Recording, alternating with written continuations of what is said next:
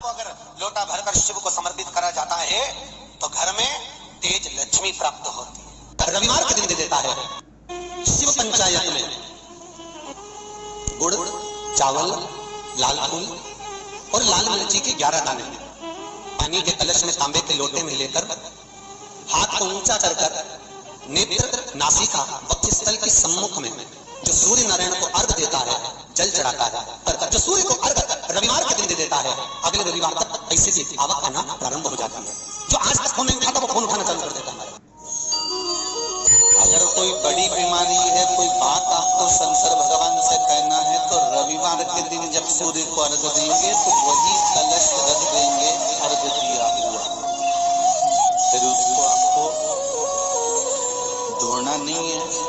दूसरे दिन सोमवार का दिन पड़ेगा, फिर जल भर लो उसी कलश में, सूर्य नारायण को अर्घ देकर वही कलश से वापिस जल भरकर शंकर जी के मंदिर में ले जाकर जल को चढ़ाना प्रारंभ कर दीजिए।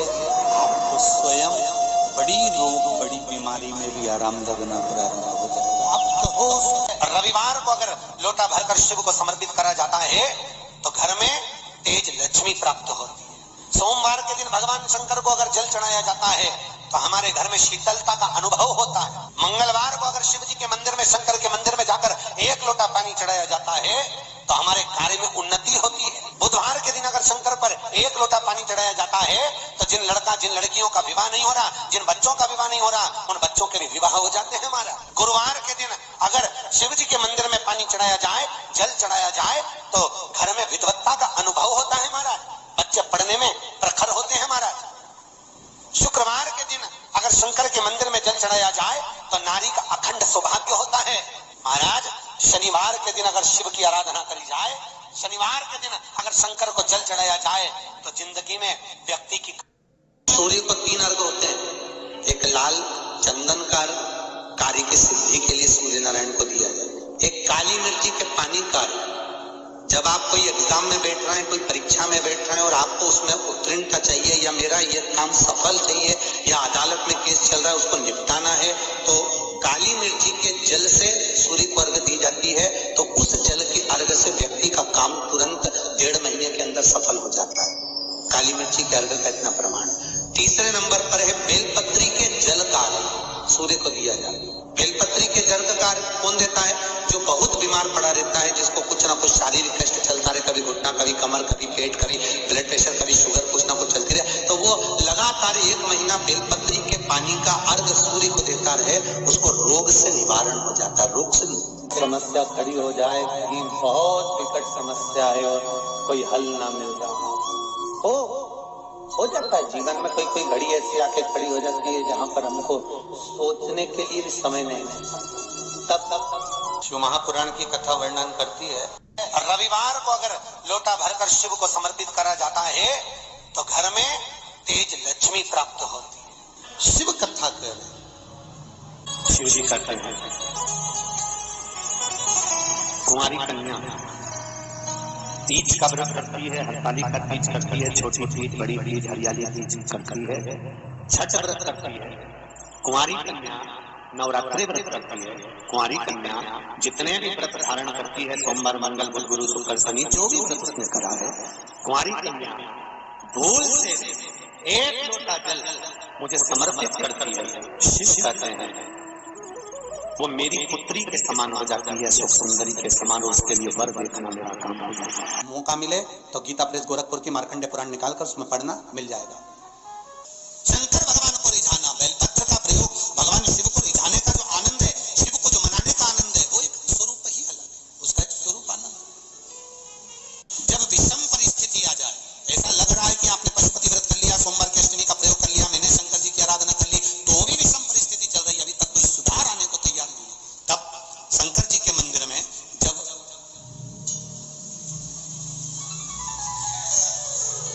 बेलपत्र चढ़ाने के लिए आप जाएं, तब प्रयास करिएगा कि बेलपत्र को, अशोक सुंदरी का स्थान सबको मालूम है ना? बोलो जम के बोलो जरा, मालूम है सबको? अशोक सुंदरी वाली जगह पर बेलपत्री को, डंडी वाली जो जगह है जहां से पानी बहकर जाता है, उधर रखना। शिव जी के शिवलिंग पर जब बेलपत्र रखो तो डंडी का भाग, आप यहाँ बैठे हो तो डंडी का भाग पीछे की ओर होना चाहिए। शिवलिंग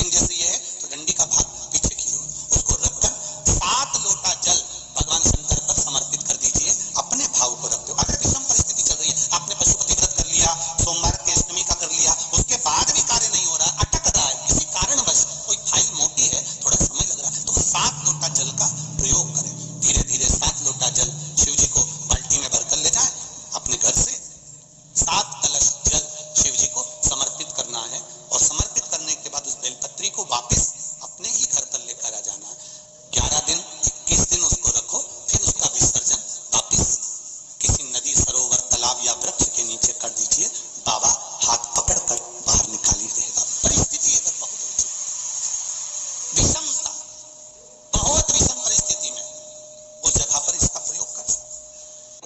सूर्य नारायण भगवान को बिना रुके चलने की आज्ञा है, बस चलते रहना है उनके अश्वों के साथ में। सूर्य नारायण भगवान को अपनी यात्रा पूर्ण करना है, चलते रहो, रुकना नहीं है। और सूर्य नारायण भगवान चलते रहते में लगे रहे। जिस समय तक चलता रहा वो खरमास कहला गया। फिर वापस घोड़े आ गए, गधों को निकाल दिया गया और रथ फिर आगे बढ़ गया। महाराज क्यों कहलाता है इसे? सूर्य नारायण भगवान को याद आया कि मेरे घोड़े चलते चलते थक गए होंगे, पानी कहां पिए। महाराज मार्कंडे पुराण का चरित्र है, बहुत ध्यान से मौका मिले तो गीता प्रेस गोरखपुर की मार्कंडे पुराण निकालकर उसमें पढ़ना मिल जाएगा। सूर्य नारायण भगवान चलते चलते विचार करने लगे कि मेरे घोड़े प्यासे हैं, इनको क्या पिलाऊं। तब एक क्षण के लिए सूर्य नारायण भगवान ने अपने घोड़ों को रोक दिया और जल का एक कुंड देखकर वहां घोड़ों को पानी पिलाया। जैसे ही पानी पिलाया तो सूर्य नारायण भगवान को फिर ज्ञात हुआ कि रुकना तो है ही नहीं, करें क्या। घोड़े तो पानी पीने में लग गए। सूर्य नारायण भगवान ने देखा वहां पर गधे खड़े हुए थे। नारायण ने तुरंत उसी समय सूर्यदेव ने उन गधों को रथ में लगा लिया और उनको लेकर चल दिए। गधों को कहते हैं खर, इसलिए जब तक गधे उस रथ में लगे रहे, जिस समय तक चलता रहा वो खरमास कहला गया। फिर वापस घोड़े आ गए, गधों को निकाल दिया गया और रथ फिर आगे बढ़ गया। महाराज क्यों कहलाता है? इसलिए इसमें शुभ कार्य नहीं होते, विवाह, शादी आदि फंक्शन कुछ नहीं होता। पर आज के जमाने में लोग सोचते हैं कि थोड़ा गार्डन वार्डन थोड़े फ्री मिल जाएंगे तो लोग, दुनिया के लोग इसी समय पे शादी करते हैं और बाद में फिर आंख में से आंसू बहाते, हमारी बहू ऐसी मिली महाराज, ऐसा हो गया महाराज। अब महाराज क्या करे बेचारा, ये बताओ महाराज क्या करेगा? थोड़ा सोच समझ कर कार्य करिए कि हम जो शुभ कार्य कर रहे हैं, अच्छा काम कर रहे हैं, वो किस समय पर करना चाहिए।